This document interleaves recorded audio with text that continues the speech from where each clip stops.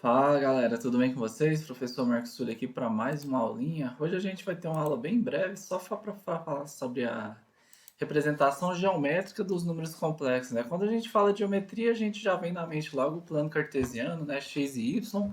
A gente viu que tem uma identificação entre um número complexo e um par ordenado, né? Então isso tudo tem tudo a ver com o plano X e Y, né? A gente viu que cada número, deixa eu só selecionar minha tela aqui. Cada número complexo, né? Ele é escrito da forma A mais BI, onde I é a unidade imaginária. Ele está associado a um par de números reais A e B. Por outro lado, a gente sabe que os pares de números reais estão associados aos pontos no plano, né? Nós vimos isso lá na geometria analítica.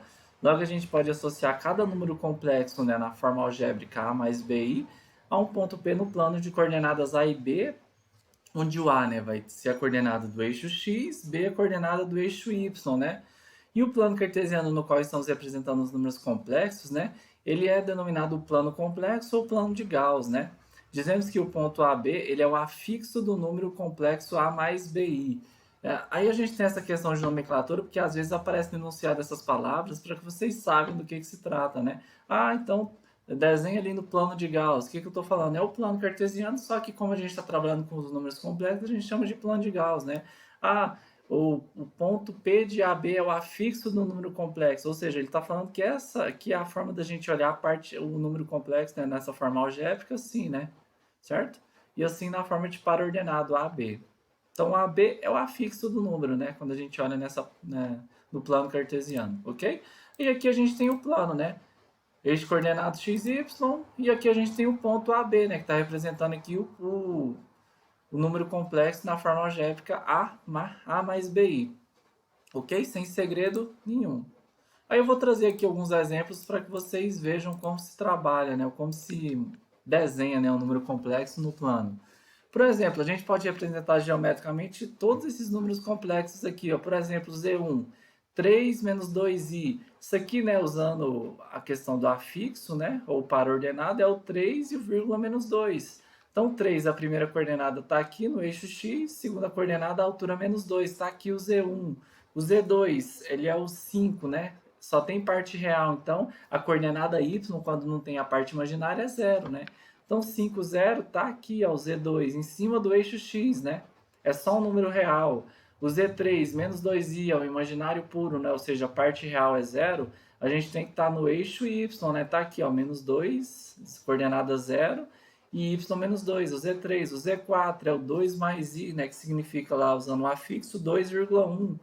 Então tá aqui, primeira coordenada 2, coordenada y, 1 tá aqui no primeiro quadrante, e o Z5 menos 2, 1, né? Tá aqui no segundo quadrante, menos 2, 1 aqui o Z5, ok?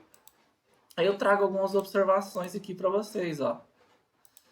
Os números complexos reais que pertencem só ao eixo OX, né, ou seja, estão em cima do eixo X, eles mantêm a correspondência segundo para cada número real existe um ponto na reta, né?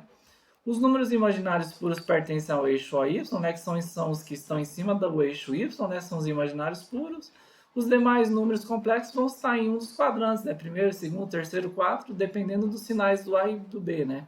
Para cada número complexo existe um único ponto no plano e vice-versa, né? Para cada ponto no plano existe um único número complexo associado, é uma correspondência bionívoca, e podemos associar cada número complexo a um único vetor com extremidade no ponto zero, né? Ou seja, você pode também olhar na forma de vetor, né? Você traça aqui da origem até aquele ponto, você tem aqui o vetorzinho Z4, né? Daqui a pouco a gente vai ver nas operações que a gente pode calcular o tamanho do número complexo, né? O módulo, né? Você tem aqui o vetorzinho Z1, né? Você tem aqui o vetor Z2, né? Que é aqui em cima do eixo, e assim sucessivamente, o vetor Z3 e por aí vai.